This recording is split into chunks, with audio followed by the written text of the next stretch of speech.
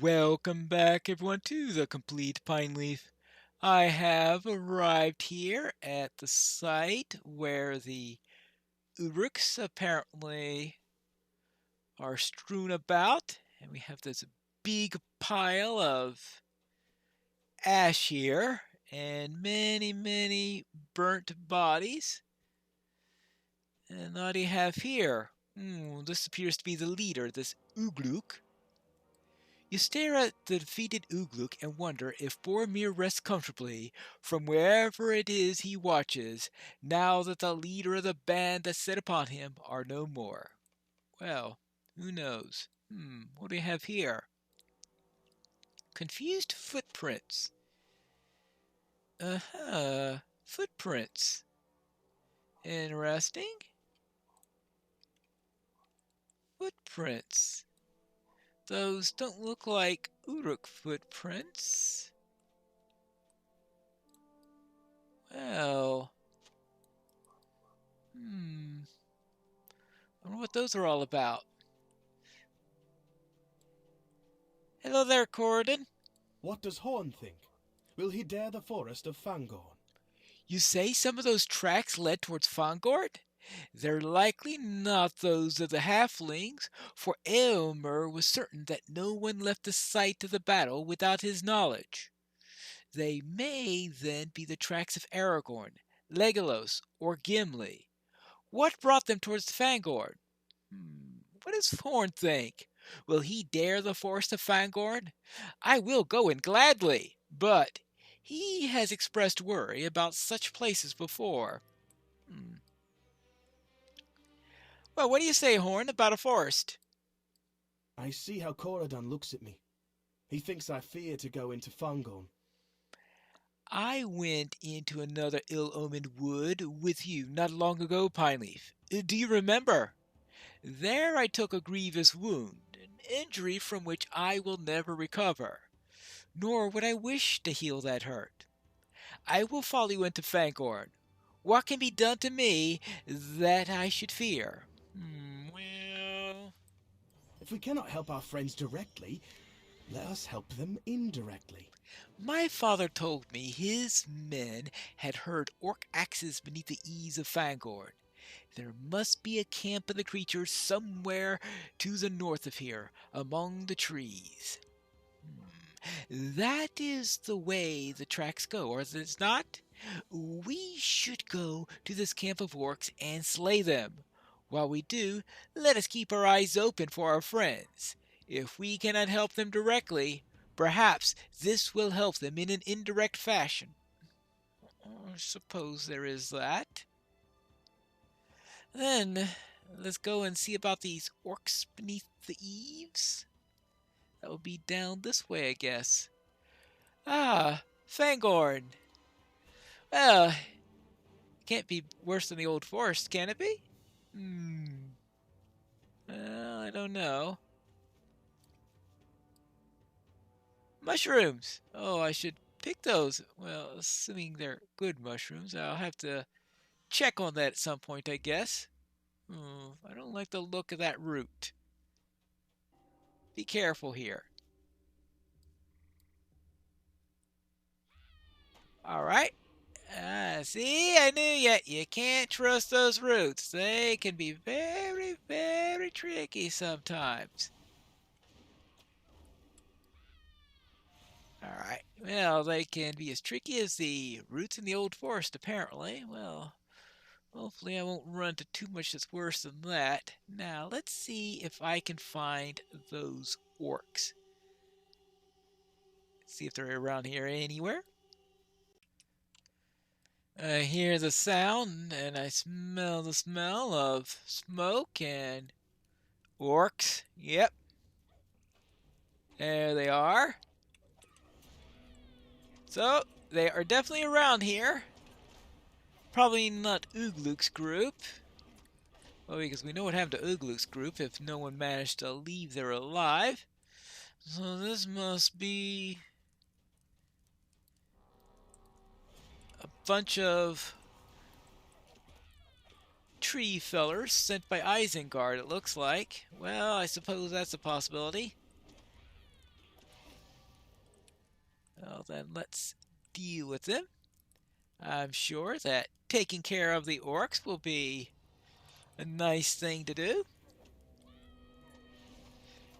especially from the point of view of anyone who wants to delay the war efforts of Isengard. Not that they've been showing any slack in doing nasty, damaging stuff. And once we do that, I could return with a report to court and tell him that the orcs have been dealt with. At least some of them. This looks like it's the last one. Good. That means I can get away from here and report back. And if we're lucky, we won't have to worry about any more orcs chopping down trees in here, causing fires. And I heard a voice down this way. More orcs or something else? Sounded a little deep for an orc. Sounds like a voice I haven't heard in a long time. So let's see what we have here. It's well, anything here? Oh, had a feeling of that. It's can't see you. The brush is making it difficult. Yeah, it is an ent. Hello. It's been a while since I've spoken with one of these. Hello there.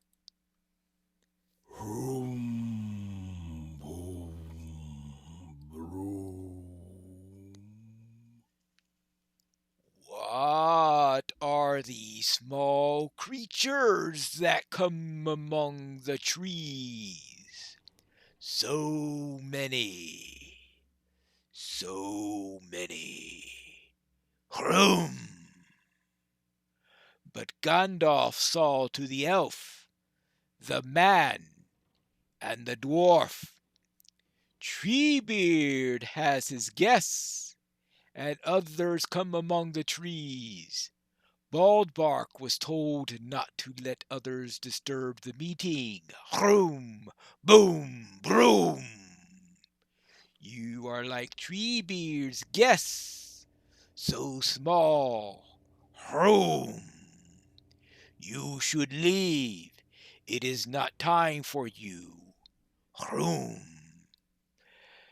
Treebeard's guess. Alright, well, it's small like Treebeard's guess, and he distinguishes me from the dwarf, the man, and the elf. Then perhaps the guests are Merry and Pippin? Imagine running into an ent near a river called the Entwash. Never would have thought. Hello there, Corden. I took care of the orcs and met an ent.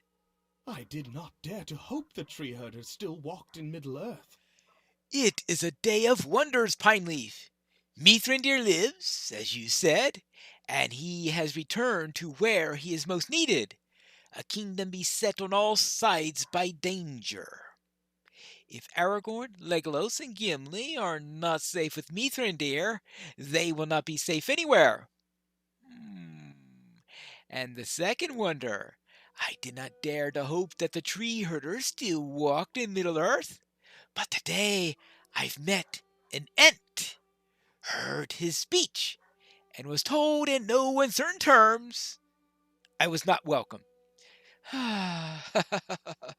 What a delight! Asked to leave this forest by an ent. Did you say his name was Baldbark? Then I will call him Ruthrith in the language of my people, and I will keep this encounter near to my heart. Okay, okay, okay. And then I will keep this set of gloves Let us return close to to my Eomer hands. and see if Eomer remains there with his men. Ruthrith's words were reassuring, were they not? He told us, in his way, that Merry and Pippin were safely in the company of Treebeard, who could only be an Ent, and the men, dwarf, and elf of which he spoke must be Aragorn, Gimli, and Legolas. If they are now in the presence of Mithrandir, surely we need worry about them no longer. Let's return to Eowyrth and see if Eomer remains there with his men. Horn wished to be off immediately. We should speak with him when we're back in Eowyrth. All right, I shall do so. Ready? Back to Eowyrth. That was an informative trip. Eomer and his men are still here. I spoke with him briefly. And Eomer said that we were welcome to make the southward journey with him when he goes. He has a few places he would like to stop by on the way, including, well, including the stone of Wuriende. Do you remember Pineleaf? It was the story I told by the campfire in our journey by boat down the Anduin, with Corridon and with Nona. King Fengel and his line were cursed. No heir of Fengel's line would survive to sit long upon the throne of Rohan. Many thought that the curse had been broken by Prince Theodred, but it seems it was not so. Aylmer wishes to visit the stone, and you must understand why. With the prince dead, he, as Theoden's nephew, is now the next in line for the throne. He is King Fengel's line, and the curse must now be ever in his thoughts. Speak with him, but gently. Who can know what it must be like to live under such a curse? No idea whatsoever. That was an interesting trip, sir, and quite informative. And I think my friends are still alive. Thankfully, hobbits are small. What a strange tale you weave. Yes, to think that such peculiar things persist under the light of the sun these days. Tell me when you're ready to depart, and my men will be ready. There are a few sights I would like to visit on our way south of Snowbourne, and from there we will go to Adoras. All right, I've been asked to speak with the Thane's daughter-in-law, and I guess the Reeve's daughter-in-law. I'll speak with her, and then I will see whether or not I need to do anything before I go. And no, I did not mean Nona. Hello there, you sent for me? Another lesson learned. You're Pineleaf? Word of your kindness has come to me, and I desire to thank you. It's not often that strangers offer their aid, nor that they be offered hospitality in return. These days are dire. However, I confess it was not to show gratitude alone that I summoned you hither. Yes? There is still much to learn. Yes, you have no doubt learned that we're facing a siege by orcs from the Misty Mountains. Theoden King has decreed a ban on the hunting of orcs in Rohan, which my husband's father is rightfully hesitant to break. Nevertheless, Ingmar, my husband, desires to earn glory in battle and counsels his father to defend our lands by allowing him to lead an assault on the orcs. I fear that if he does this thing, he will not return, and I will be left a widow, only newly married. Ingmar's grandmother is Reeve Ingbert's chief counselor, and speaks wisdom on behalf of the King's decree. Perhaps, if you speak with her, she can help to convince the Reeve of the wisdom of preparing our defenses here in Aworth, rather than send my husband to meet the enemy in open field. Will you do this? I will see what I can do, ma'am. I'll see what I can do. Ingmar, my husband, seeks to persuade his father to allow him to lead a force of men against the orcs who now threaten us, despite Theoden King's ban. I hope his grandmother, Lady Gorda, may bring wisdom to the debate. We'll see who is. Can we come to some agreement on this matter? Is there no choice that will satisfy all? I do not see how, my son. Surely Theoden's King Edict does not extend to repelling invaders. This is madness. Perhaps we should ask the stranger's advice. I'm sure it'll be eye-opening. We'll see about that. Our mission is dire. You there! What's your name again? Oh, Pineleaf, you say? Yes, you're a stranger. So perhaps you might provide my father wiser counsel than either myself or my grandmother. I believe the best defense for Airworth against the coming siege is to attack the orcs directly and subvert the siege before it has begun. Do you believe this to be a wise counsel? Well, let's see. That's usually my MO, right? Destroy the orcs before they attack? I've been doing that quite a bit. Do you see, Father? Even a stranger can see the wisdom of my plan. Neither your grandmother nor I contest the wisdom, Ingmar. Nevertheless, the king's will is clear. Indeed, my son, Theoden King is... Yes, however, though I may not see it, I did not truly disagree with you, Ingmar. We are surely permitted to defend ourselves. Do you agree? Oh, let's see. Theoden King is not an old adulterer without reason. He gives us assurance that all will be well in the end. So you're saying then that there's a reason for him being an old dotard? Oh, no. Oh, you mean he's not a dotard and he has reason. Okay. You have done well.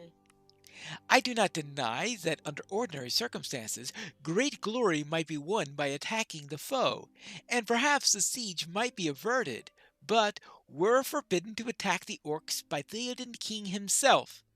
Under such circumstances, would it not be treason to attack the orcs? Would it not be wiser counsel to fortify the city and prepare for a siege? It cannot be denied that we may defend ourselves against attack, for then we are not the hunters. What do you say?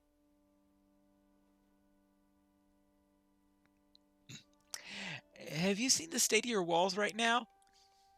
A dilemma to be certain, but not one without cause. What do you say would be true if we did not have to worry about the outlying farms? Enough! I can think of no more of this. We will continue this discussion later. What business have you with the Rohirrim? I'm more at odds with myself than ever. Arguments have been made for both causes, but I'm still uncertain. Can there be no other options? Well, we'll have to find out. I have a feeling their option is going to involve sending a hobbit out to attack the orcs. I don't know, I just get this feeling of it. You did very well.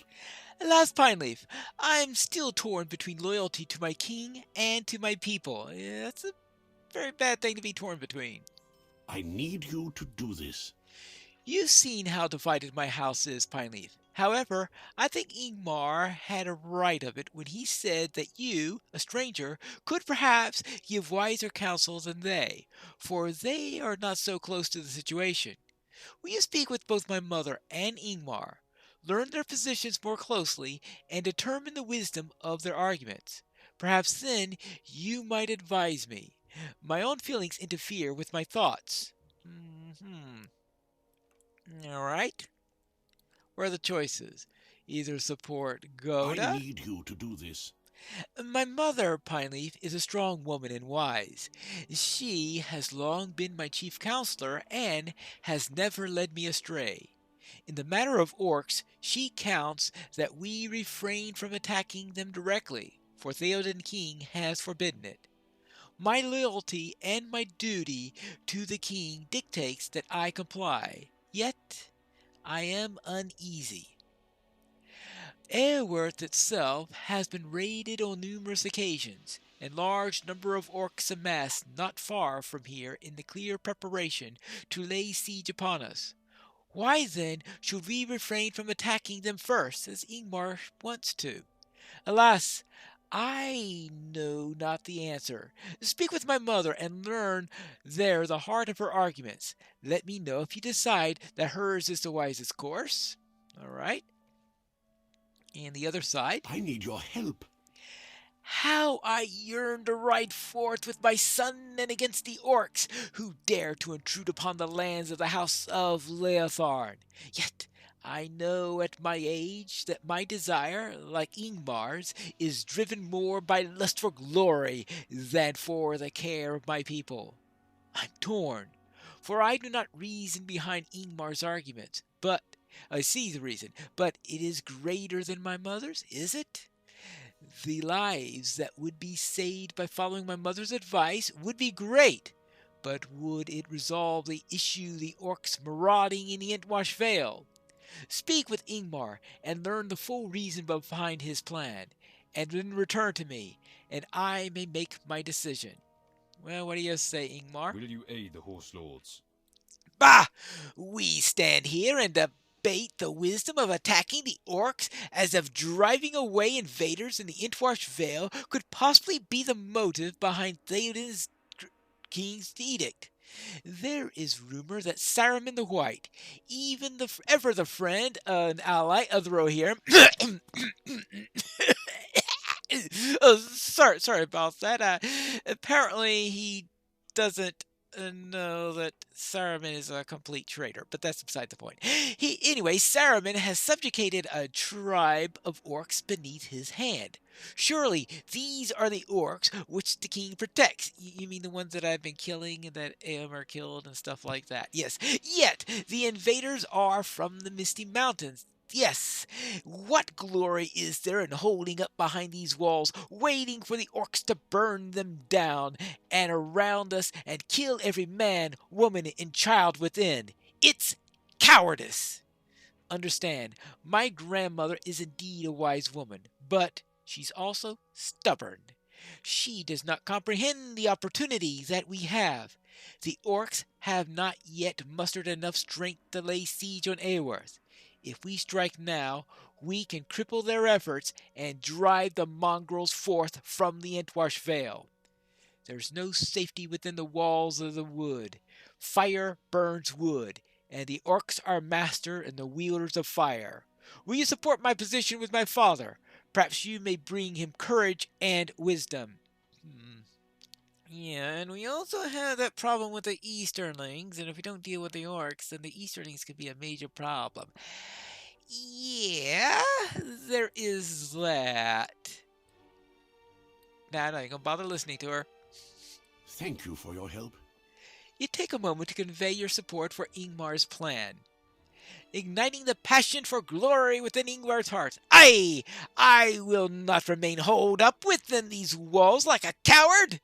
Yes, it is true that we have the opportunity to scatter the orcs like chaff in the wind, but only if we attack first.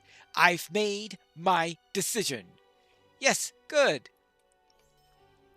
There you go. Thank you for your help. So, we have heard their arguments and have come to a conclusion. Indeed, I believe you're correct. It is disheartening to be forced to choose whose loyalty will be granted, but I must agree with your counsel. See, at this point, he doesn't know which one you chose. That's sort of the funny bit here. Whew. We have made our decision, and we are about to embark on dealing with the orcs. But that's not going to be till the next episode of The Complete Pineleaf.